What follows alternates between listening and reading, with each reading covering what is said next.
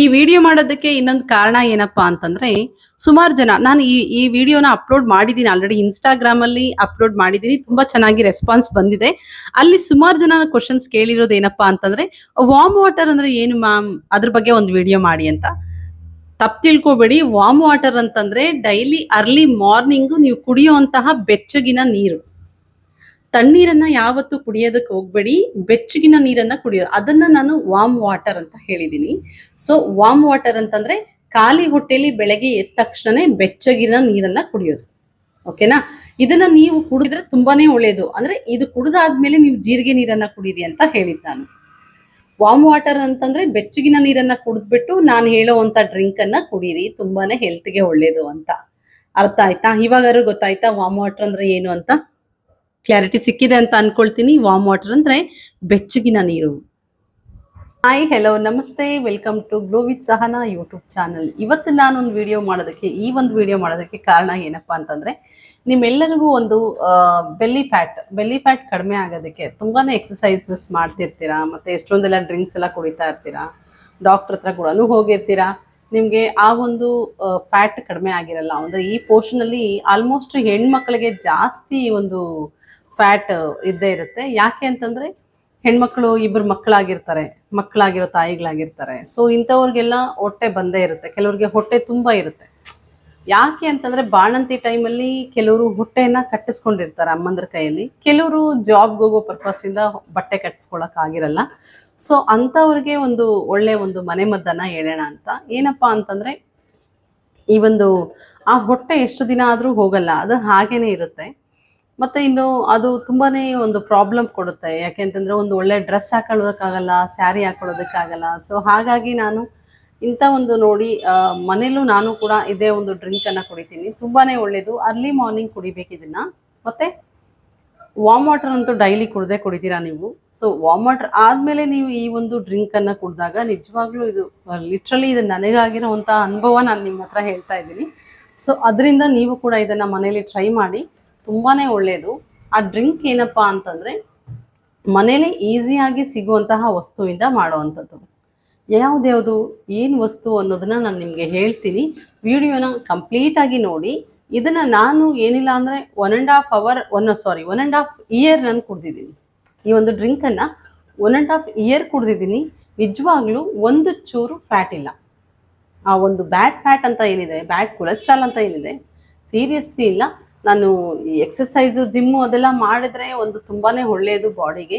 ಜೊತೆಗೆ ಈ ಒಂದು ಡ್ರಿಂಕ್ ಕುಡಿಯೋದ್ರಿಂದ ಸೀರಿಯಸ್ಲಿ ಬೆಲ್ಲಿ ಫ್ಯಾಟ್ ಇರೋದೇ ಇಲ್ಲ, ಕಡಿಮೆ ಆಗುತ್ತೆ. I am dam sure. ನಾನು ಹೇಳ್ತೀನಿ, ನಾನೇ ಗ್ಯಾರಂಟಿ ಅದಕ್ಕೆ.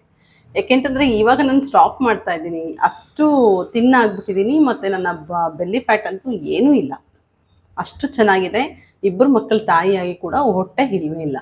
ಕೆಲವ್ರನ್ನ ನೋಡಿದ್ದೀರಾ ನೀವು, ಎಷ್ಟು ಹೊಟ್ಟೆ ಇರುತ್ತೆ ಪಾಪ ಅವ್ರಿಗೆ ಅಂತಂದ್ರೆ ತುಂಬಾನೇ ಅವರು ಕೂಡ ಸಫರ್ ಪಡ್ತಾ ಇರ್ತಾರೆ. ಅಂತಹವ್ರಿಗೆ ಈ ಒಂದು ವಿಡಿಯೋನ ನಾನು ತೋರಿಸ್ತೀನಿ.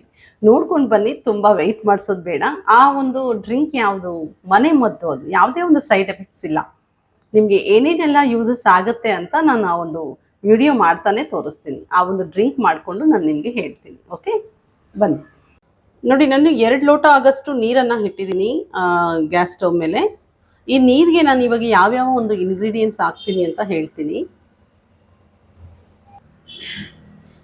ಇದು ಜೀರಿಗೆ ಪೌಡರು.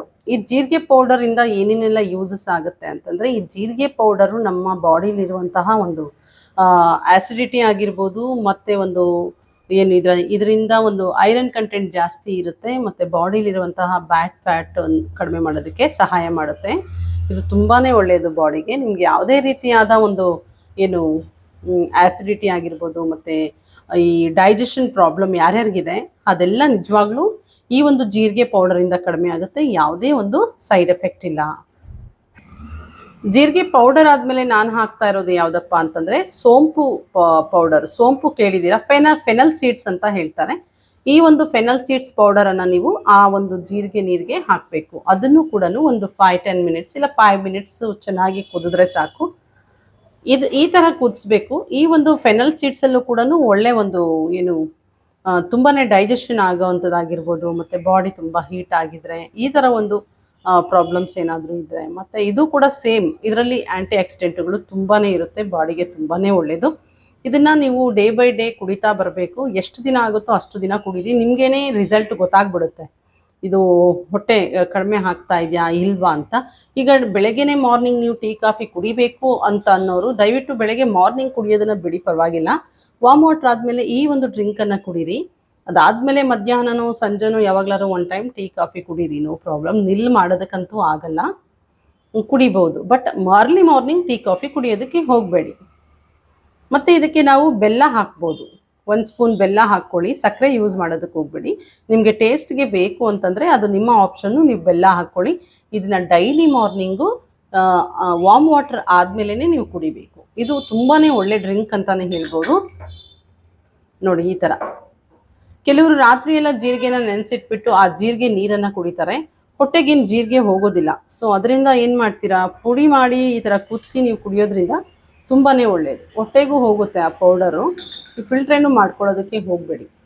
ಹಾಗೆಯೇ ನೀವು ಲೋಟದಲ್ಲಿ ಹಾಕ್ಕೊಂಡು ಅರ್ಲಿ ಮಾರ್ನಿಂಗ್ ಕುಡಿತಾ ಬನ್ನಿ. 100% ಹೊಟ್ಟೆ ಕಡಿಮೆ ಆಗ್ತಾ ಹೋಗುತ್ತೆ. ಇದನ್ನು ಗಂಡಸರು ಕುಡಿಬೋದು, ಹೆಂಗಸರು ಕುಡಿಬೋದು. ಈ ಒಂದು ವಿಡಿಯೋ ನಿಮಗೆ ಉಪಯೋಗ ಆಗಿದ್ರೆ, ಯೂಸ್ ಅಂತ ಅನಿಸಿದರೆ, ನನ್ನ ಒಂದು ಯೂಟ್ಯೂಬ್ ಚಾನಲ್ ನಾನು ಇವಾಗ ಹೊಸದಾಗಿ ಸ್ಟಾರ್ಟ್ ಮಾಡ್ತಾ ಇರೋದು glow with Sahana YouTube channel ಅಂತ. ಇದರಲ್ಲಿ ನಿಮಗೆ ಎಲ್ಲ ರೀತಿಯಾದ ಒಂದು ಸ್ಕಿನ್ ಕೇರ್ ಆಗಿರ್ಬೋದು, ಹೆಲ್ತ್ ಡ್ರಿಂಕ್ ಆಗಿರ್ಬೋದು, ಈ ಒಂದು ಹೇರ್ಗೆ ಒಂದು ಯೂಸಸ್ ಏನೇನು ನಿಮಗೆ ಸಿಗುತ್ತೆ ಅದೆಲ್ಲ ಒಂದು ಕಂಟೆಂಟನ್ನು ನಾನು ಕೊಡ್ತಾ ಹೋಗ್ತೀನಿ. ಸೊ ಹಾಗಾಗಿ ಗ್ಲೋ ವಿತ್ ಸಹನಾ ಯೂಟ್ಯೂಬ್ ಚಾನಲ್ಗೆ ಸಪೋರ್ಟ್ ಮಾಡಿ, ಏನು ಸಬ್ಸ್ಕ್ರೈಬ್ ಮಾಡಿ, ಶೇರ್ ಮಾಡಿ. Thank you.